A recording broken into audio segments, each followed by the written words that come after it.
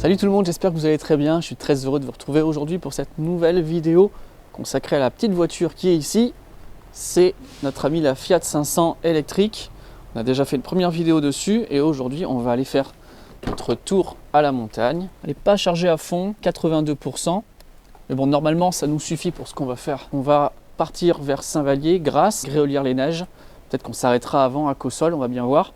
Alors comment ça marche pour la débrancher? On a un petit indicateur de charge. Normalement, si j'appuie ici, ça va me déverrouiller la prise. Vous voyez, on prend les 32 ampères. Je vous rappelle qu'en ce moment, on a une offre de promotion avec Juice. Si vous achetez le booster en passant par le code parrainage de la chaîne, vous avez 5% de réduction. Alors, dans ma précédente vidéo que vous pouvez retrouver avec le lien de la carte ici, j'ai vraiment parlé en détail de cette voiture. On ne va pas tout refaire aujourd'hui, mais simplement pour reparler vraiment des caractéristiques principales. Elle existe en version avec deux batteries, une batterie de 24 kWh et une batterie de 42 kWh. Là, je suis sur la 42 kWh, j'ai en utile à peu près 37 kWh, ce qui donne normalement une autonomie de 320 km. Là, j'ai chargé donc encore 81%, il me reste 218, ce qui pourrait me donner aux alentours de 260. Et le tarif de cette voiture évolue entre 24 500 € et 31 500 €. Bonus non déduit. Là, je suis dans une version plutôt haut de gamme. Il y a encore une version au-dessus de celle-là. Cette voiture, il faut compter autour de 29 500 €, auquel, bien sûr, vous allez déduire le bonus écologique. Alors, on rentre sur l'autoroute. Je suis à 80, 90, 95, 100, 110. Et ça se fait vraiment très bien. Encore une fois, c'est une petite voiture. Mais il n'y a aucun souci pour prendre l'autoroute avec. Donc voiture de ville qui fait aussi de l'autoroute. Ça, c'est une chose. Maintenant, est-ce qu'elle fait aussi de la montagne? C'est un autre challenge. Et puis normalement, après, on va redescendre, reprendre l'autoroute dans le sens inverse, aller jusqu'à Puget-sur-Argence. Et là, on va la charger sur la borne de recharge rapide de nos amis de la station Vegas. Donc restez bien avec nous jusqu'à la fin de la vidéo parce qu'on va voir le temps de charge avec cette voiture. Normalement, on peut charger en charge rapide à 85 kW, ce qui est vraiment pas mal pour une petite citadine. On va voir ce qu'il en sera vraiment dans les faits. Comme d'habitude, bien sûr, si vous êtes intéressé par les voitures électriques et que vous voulez voir d'autres essais de ce genre, n'hésitez pas à vous abonner à la chaîne et à faire retentir la cloche. Comme ça, vous ne manquerez aucune de mes prochaines vidéos. Très réactive, même en centre-ville, c'est agréable à conduire. Là, dans ce rond-point, c'est très sympa. Je pense que je vais vraiment bien m'amuser. J'arrive à Saint-Vallier, il y avait le panneau digne 108 km. En théorie, on serait capable d'y aller puisqu'il nous en reste 122. Il nous reste 60% de batterie. Donc on va bien voir ce que ça donne. Mais pour l'instant, en tout cas, je consommais une vingtaine de pourcents pour venir ici. On est dans la moyenne de ce que l'on fait d'habitude avec les autres véhicules. Je sors de Saint-Vallier et maintenant, il me reste 57% de batterie. Et c'est là que ça devient un petit peu intéressant. Du brouillard là-haut. Chaque fois, il neige, il y a de l'orage. Mais bon, au moins on teste vraiment dans de vraies conditions d'utilisation. Risque de verglas. C'est vrai qu'il y a quelques jours ici, il y avait encore de la neige. On va peut-être en trouver sur le chemin d'ailleurs. On a pu un petit peu. Allez, c'est parti. Il y a un assez bon dénivelé là et elle est partie sans problème. La petite là, alors, j'arrête pas de dire la petite Fiat 500, mais en fait elle en a sous le capot quand même. Voilà, je viens de passer le col du Ferrier, il me reste 52% de batterie et je me suis fait avoir parce qu'apparemment le Trick B se réinitialise à chaque fois que l'on redémarre la voiture. Je me suis arrêté faire deux petites courses, du coup ça a remis à zéro. Donc on est en cumulé sur les deux vidéos à 150 km et j'ai une consommation moyenne de 15,4. Donc ça c'est aussi bon pour l'instant. Il fait humide dehors. Je vais mettre le dégivrage. Ça fait du bruit mais c'est efficace. Est-ce qu'on peut le mettre un petit peu moins fort cette affaire là? Je mets à 1, ça me suffit largement. Je ne sais pas si je vais monter jusqu'à Gréolières, je vais peut-être m'arrêter à Torrent. Parce qu'il faut redescendre et aller jusqu'à Fréjus, je vous rappelle, pour pouvoir charger sur la borne de recharge rapide. Et je dois rendre la voiture aujourd'hui, c'est l'entour des 18-19 heures, grand max. Il est déjà 1h moins 20. Là il y a un virage en épingle. Assez marqué, on va voir comment ça passe. Je ne vais pas aller trop vite non plus parce que ça glisse, mais voilà. Aucun souci, franchement, on n'est pas là pour faire du rallye. Je vais me mettre en mode normal, une grande ligne droite, personne devant, personne derrière. Allez, c'est parti. 20, 30, 60 et 80 km/h. Je remets maintenant la régénération. C'est agréable aussi, la régénération un petit peu marquée lorsqu'on est en montagne. J'ai pas appuyé sur le frein dans les virages. Ça change complètement la perception de la conduite. On va faire attention parce que là, ça risque de glisser un petit peu. Il y a de la neige sur le bord de la route. C'est bien humide par terre. Malgré tout, on se sent en sécurité. 1248 mètres, le col de Castellarras. Et il nous reste 44% de batterie, 82 km d'autonomie restante. Ça tient vraiment pas mal. Elle se défend bien en montagne, cette voiture. Je me suis dit, dès que la route va commencer à s'élever, ça va être compliqué pour elle. Eh ben non. On arrive au lac d'Otoran. Et vous voyez que là ici, si je voulais, si j'en avais vraiment la nécessité, je pourrais recharger parce qu'il y a une borne Wiz ici dans l'arrière-pays. Elles sont limitées à 7 kW.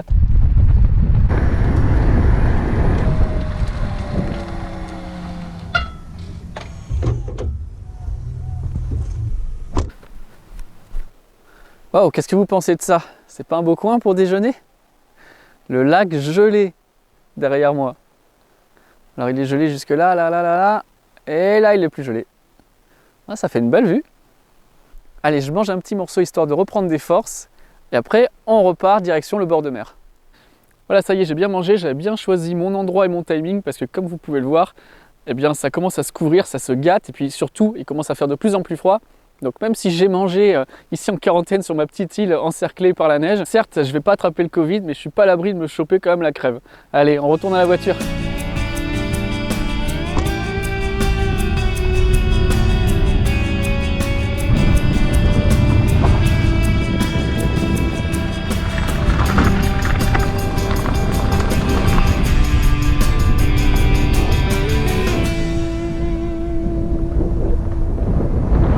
Voilà, je suis de retour au col de Castellarras, 1248 mètres, 41% d'autonomie restante. On reprend la consommation du coup sur les deux vidéos, on est à 15,5. En tout cas, cette voiture elle a une forte régénération, donc un grand potentiel de récupération d'énergie. On va bien voir ce que ça va donner. Je pense qu'on pourrait revenir aux alentours des 13 kWh au 100 au niveau de la mer. J'ai besoin de 20% pour pouvoir aller par l'autoroute jusqu'à Fréjus. Donc là, normalement, je suis à l'aise. Je vais me laisser une petite marge de sécurité quand même. Et si ce que vous voyez vous plaît, n'hésitez pas à lâcher un pouce bleu, ça fait toujours plaisir. Et là, on a un beau petit virage, on va voir ce que ça fait. Je lâche l'accélérateur. J'ai pas freiné. Ouais. On accélère en sortie. Hoppa. Non, ce qui est bien, c'est bien, c'est bien. Elle repart vraiment bien. Et après, elle régénère vraiment fortement. C'est très agréable. Voilà, le gros de la descente arrive. J'ai 38%, j'ai perdu 1% sur les 15 derniers kilomètres environ. On a une conso moyenne de 14,8 et il me reste 77 km dans la batterie. Il fait 9 degrés.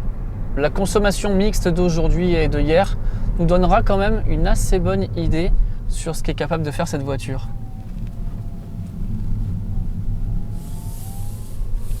On a même regagné 1% de batterie, là je suis repassé à 39. Allez, on est de nouveau à Saint-Vallier, on a fait 200 km tout pile et on a une consommation qui est de 14,1. Est-ce qu'on va arriver jusqu'à 13? Prenez les paris. Aïe aïe aïe, 13,9, ça se précise. En tout cas, quel plaisir de conduire cette voiture. Entre nous, je suis parti avec un a priori assez négatif sur la Fiat 500, comme on entendait parler de la Fiat 500 électrique depuis 2013-2014 seulement aux États-Unis. Je me suis dit, ah, ils arrivent peut-être ici en Europe avec la même chose, pas vraiment abouti, vraiment pour dire de faire une voiture électrique. Pas du tout, cette Fiat 500, elle est vraiment bien conçue. Et là, je recroise à l'instant encore une Fiat 500. Franchement, j'en vois deux partout. Je sais pas chez vous, mais ici, c'est un best-seller.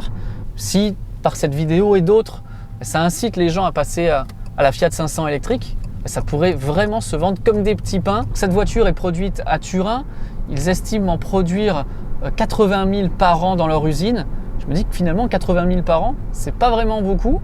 La Zoé, ils en produisent 100 000 par an pour toute l'Europe. Je crois que c'est totalement possible de vendre énormément de cette petite Fiat 500 électrique. Moi, je suis vraiment enthousiasmé.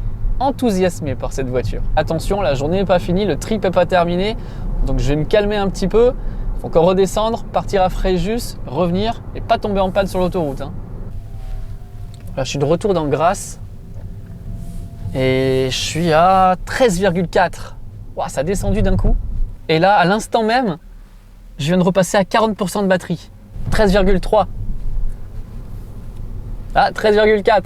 Et j'ai toujours pas appuyé sur le frein. Alors du coup, pendant très longtemps, on a eu le choix entre deux voitures électriques. On avait la Leaf d'un côté et la Zoé. Après, l'offre s'est étoffée. Maintenant, on a la 208 aussi, qui est quand même un best-seller. Mais si ces deux voitures-là sont encore trop grandes pour vous, bien, il y a la Twizy. Mais si la Twizy est trop petite pour vous, et ça m'étonnerait pas, eh ben, en intermédiaire, il y a cette Fiat 500. Après, il y a un autre véhicule aussi. C'est la nouvelle Twingo qui vient d'arriver. Je vais la tester en tout début d'année. Donc ça viendra aussi sur la chaîne. Mais bon, elle a une batterie beaucoup plus petite, la Twingo. Elle a une batterie de 22 kWh, donc l'équivalent de ce qu'avait la Zoé de première génération. Et également, elle n'a pas le combo CCS. Donc déjà, rien que sur le papier, sans avoir essayé pour l'instant la Twingo, cette Fiat 500 vous donnera à coup sûr une liberté de déplacement nettement supérieure. Ça se précise, 13,1 et je suis pas encore arrivé en bas. Ça sent la bonne surprise. Et ça y est, 13 kWh au 100 de moyenne. Franchement, j'y croyais pas quand j'ai lancé le défi. On a fait 215 km du bord de mer, de l'autoroute. On est monté à 1200 et quelques mètres et on a une consommation que de 13. C'est génial. C'est pas pour me la péter, mais je trouve que je suis quand même vachement balèze à ce petit jeu. Et du coup, je gagne à mes propres jeux. Voilà, je suis assez autonome comme garçon. Ok, je suis de retour sur l'autoroute. J'ai 32% de batterie restante et on a une consommation qui est de 12,8. Donc ça sera vraiment bien parce que je vais la brancher, on n'aura plus grand chose dans la batterie. Donc si elle est censée prendre 85 kW de puissance, ça sera à ce moment-là qu'elle les prendra. Et en plus avec ce qu'on roule depuis le début de cette vidéo, eh bien la batterie sera assez chaude. On va voir ça tout de suite. Restez bien avec moi, ça risque d'être très intéressant. Allez, je viens de passer le péage de Fréjus, plus que quelques kilomètres avant d'arriver à la borne. Et il me reste 20% de batterie. À l'instant, je viens de passer à 19. J'étais passé à 18, je viens de regagner 1%. 19. Elle consomme presque pas assez pour mon test, cette voiture. Vous avez sous vos yeux le visage de quelqu'un qui ne se doute absolument pas de ce qui va lui arriver. J'ai encore 44 km d'autonomie. Voilà, ça y est, je suis arrivé à la station Vegas. Vous voyez la borne juste ici derrière moi, juste avant d'aller se brancher. Je vais vous faire voir la consommation. Je suis à 13,2 depuis que j'ai la voiture. J'ai fait 271,8 km. Là, il me reste encore 18% et 41 km possibles. Je pensais consommer une vingtaine de pourcents, j'en ai consommé à peine une quinzaine. La consommation sur autoroute n'a pas été si folle que ça. Donc je suis encore une fois agréablement surpris. Allez, on va dire que 280-300 km, c'est vraiment faisable, sans vraiment forcer. Bon, tout ne se passe pas comme prévu, je vais vous expliquer l'histoire. Ça fait une petite vingtaine de minutes que je suis ici et il est strictement impossible de brancher cette voiture sur une borne de recharge rapide pour l'instant. Alors j'ai la certitude que ça ne vient pas de la borne Delta qui est là. J'ai le numéro de téléphone du technicien qui m'a passé la borne avec sa carte à distance. On l'a rebooté 2 fois. Il a passé la borne en gratuit et c'est impossible. J'ai un message d'erreur dans la voiture qui me dit vérifier le port de recharge, vérifier le système de recharge, quelque chose comme ça. Est-ce que vous avez une Fiat 500? Est-ce que vous avez essayé de les brancher sur une borne de recharge rapide? Qu'est-ce que ça a dit? En tout cas, moi, c'est vraiment impossible. À noter que je l'ai branché avant de partir sur ma borne Tesla à la maison et c'était pareil, je n'arrivais pas à la charger. Ça n'a pas marché, même je n'arrivais pas à la déverrouiller, ça ne marchait pas. J'ai réussi par contre à la brancher sur la Juice. Donc j'ai l'impression qu'il y a un problème avec ces voitures au niveau de la recharge, au niveau de la communication avec le chargeur. Nous, quand on a branché à la borne, il voyait bien que ma voiture avait 17%, mais impossible de démarrer la charge. On a eu peur que ça vienne de la carte de la borne. Fort heureusement, il y a un couple qui est arrivé avec un Kia e-Niro et ça fonctionne bien avec le Kia e-Niro. Il n'y a pas de bouton spécial, il n'y a pas de réglage particulier pour la recharge, pour dire de charger la nuit ou quoi que ce soit. Bon ok, j'ai pris une décision, je vais retourner directement chez Fiat. J'ai mis 17% pour venir, il me reste 17%. Donc je pense que ça va être possible. Il va y avoir quand même du sport, ça va être tendu, mais c'est pas infaisable. Restez bien avec moi. Bon voilà, je suis retourné sur l'autoroute et là où tout à l'heure je faisais le malin de me dire eh ben la voiture elle consomme pas assez, nanana, ben maintenant je me dis aïe aïe aïe, j'ai 16% de batterie. Donc la règle d'or qui était valable et qui est toujours valable aujourd'hui, c'est gardez-vous toujours de la réserve. Faites toujours attention parce que si jamais il y a un problème, il vous faut un plan B. Il n'y a pas encore assez de bornes de recharge rapide, surtout lorsqu'on n'a pas une Tesla. Donc il faut se garder un plan B. Et là, le plan C maintenant, c'est de ne pas aller vite. Et le plan D, c'est de trouver vite un camion pour se caler derrière. Bon les amis, ça devient chaud tempête. J'ai 8% de batterie. Bon, normalement maintenant l'autoroute descend majoritairement. J'étais derrière 2 camions qui sont partis sur l'aire d'autoroute. Donc je suis à 86 km/h. Il faut vraiment que je dépasse pas le 90. Il y a un autre camion qui arrive juste devant là-bas. J'ai hâte de me mettre dans son aspiration. Parce que là, 8%, tout clignote. En tout cas, ça me rappelle le bon vieux temps de la Leaf 24 et de la Leaf 30.